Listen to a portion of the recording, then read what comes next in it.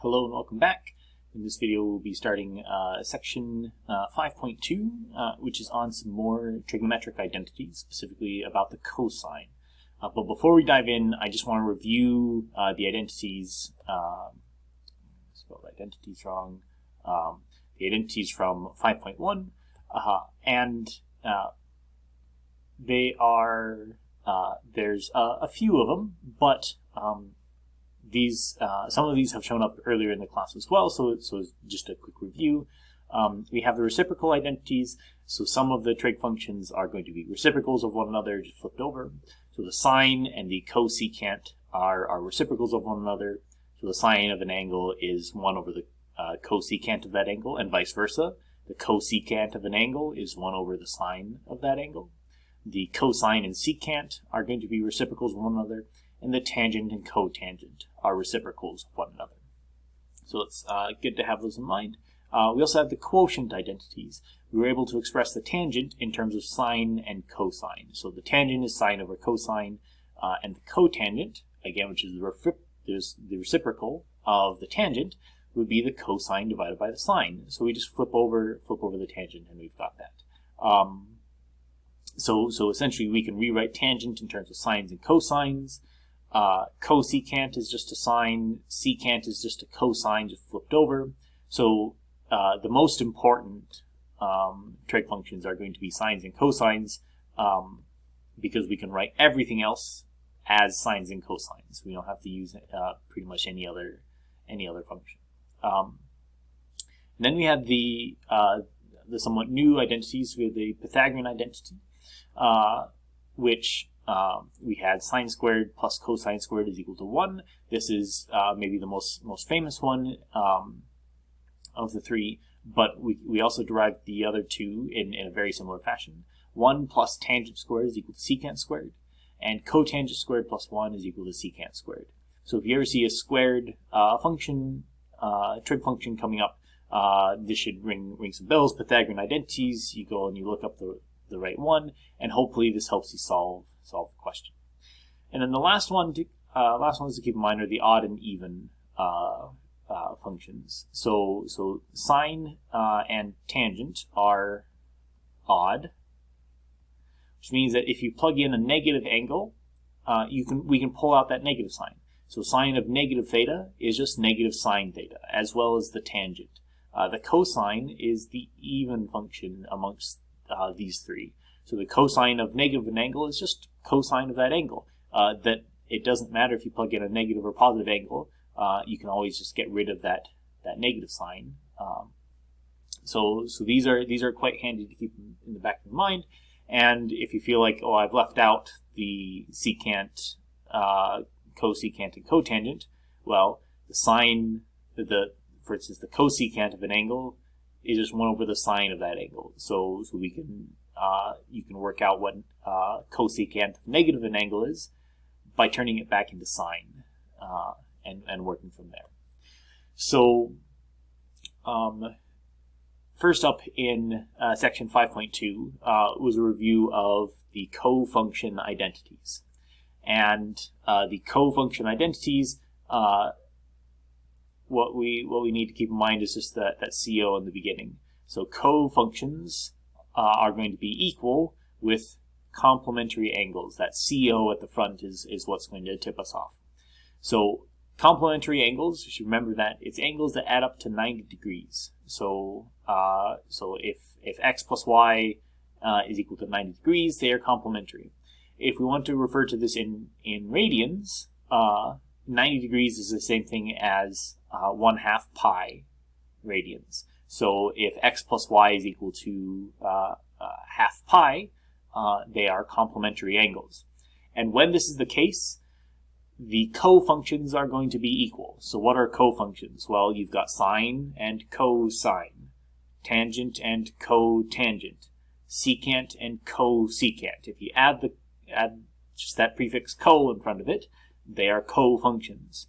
So for instance, sine is equal to cosine when we plug in complementary angles. So as long as x and y add up to 90 degrees, or as long as x and y add up to pi halves radians, sine of x is equal to cosine of x. sine of x is equal to cosine of y. Same thing with tangent. Tangent of x is equal to cotangent of y when x and y are complementary angles. Secant and cosecant. Secant of x is equal to cosecant of y when they are complementary angles. I think we did this a few chapters ago. So let's do a couple of examples with these. Let's find the angle theta that makes the following true. So sine of theta is equal to cosine of pi eighths. So then the question is, we just need to find an angle. There may be multiple ones, but all we need to do is find an angle that makes this true. So for instance, we know that sine and cosine are cofunctions. So as long as I plug in complementary angles, they should be equal. So all I need is that theta should be the complementary angle to pi eighths.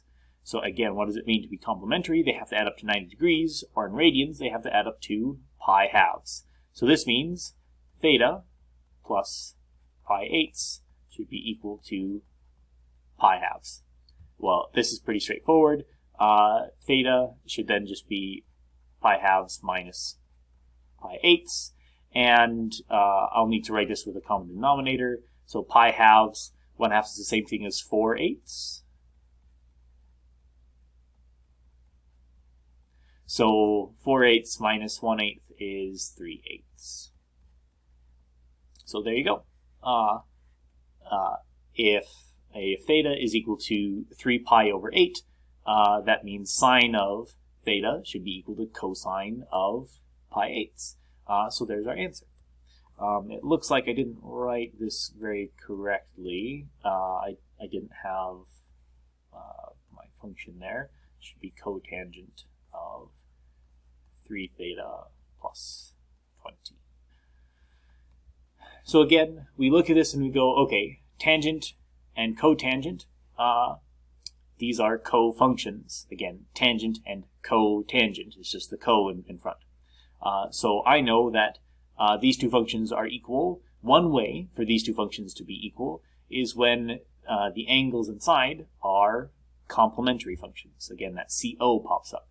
So as long as these two add up to 90 degrees, or if we're talking about radians, pi halves radians, they're equal. So let's find an angle that makes them complementary. So if I take 2 theta plus 3 theta plus 20 degrees, and we'll notice, we've got 20 degrees in here, so we should be working in degrees. That should add up to 90 degrees. So let's start simplifying. If I subtract 20 from both sides, I'll get 2 theta plus 3 theta is equal to 70 degrees. And then I can add the left-hand side. 2 theta and 3 theta is 5 theta. And then I can just divide both sides by 5. So theta should be equal to 70 divided by 5, well, that's 14 degrees. So there you go. As long as theta is 14 degrees, these two guys are equal.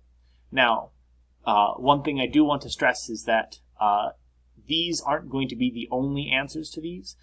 Tangent of 2 theta, you should remember that these are periodic functions. So for instance, sine theta is going to be equal to itself every 2 pi. So when we draw the sine function, it is periodic. So if we want a value there, it will repeat over and over again. So the original question just said find an angle theta that makes this true. So we just found an angle. There will be multiple ones, but that's all we need. Same thing for tangent, cotangent, and any other trig functions. So next up is going to be a new identity. And these are sums and differences of angles in the cosine. So this is the first brand new thing that we'll see in this lecture. And quite honestly, it's just a formula. You want to write this down, put this in your notes so you can use it on exams. And all this says is that if I take the cosine of two angles that are added together, I can break that apart into individual cosines and sines without having the sum of those angles in the middle. Likewise, I can also take the cosine of the difference of two angles, A minus B, and that would be, again, just some combination of cosines and sines. One thing that I'll point out here is that with cosine of A plus B, we get cosine A, cosine B minus sine A, sine B. So the cosine of a sum of angles is a difference of trig functions, whereas the cosine of A minus B is cosine A, cosine B plus sine A, sine B. So the difference becomes a sum. So it is important to remember that it's the reverse of the operation in the middle. If we're adding angles, we want to subtract the trig functions. If we're subtracting the angles, we want to add the trig functions. So let's use this. I am going to do a rather silly example first, just to show you that, okay, this works in at least one case. So the cosine of theta plus 0 degrees. Now, we all know if you add 0 to something, it doesn't change. So this should just be the cosine of theta. Let's actually work through this guy and make sure that this works. So I'm taking the cosine of the sum of two angles. So if we have the sum, we know that we're going to take the difference of our trig functions. So this is going to be the cosine of theta times the cosine of 0 degrees minus the sine of theta times the sine of 0 degrees. Again, we were adding before, so we subtract over here. Okay, so the cosine of theta, we don't know what the cosine theta is. We can't really simplify that, so that's just going to be cosine theta. Same way with sine theta. I don't know what theta is, so all I can do is just write this as sine theta. So we'll just leave those alone for now.